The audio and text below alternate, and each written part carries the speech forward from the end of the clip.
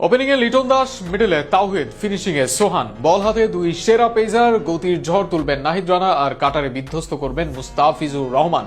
এছাড়াও রকিবুল, রাব্বিরা তো আছেনই। সব মিলে কেমন হলো রংপুরের স্কোয়াড? বিপিএল এর সবচেয়ে প্রফেশনাল দল কোনটি? এক কথায় এইখানে সবার উত্তরটা একই হবে, রংপুর রাইডার্স।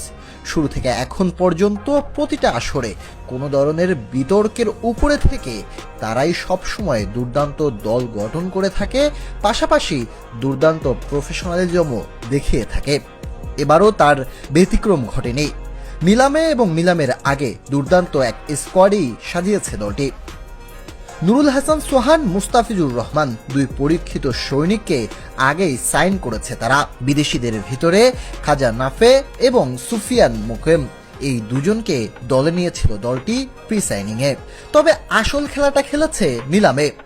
লিটন কুমার দাসকে মাত্র ৭৫ লাখ টাকায় দলে ভিড়িয়েছে রংপুর রাইডার্স, যেখানে ৯২ লাখ টাকায় আরও এক নির্ভরযোগ্য ব্যাটার তাওহিদ হৃদয়কে দলে নিয়েছে রাইডার্সরা।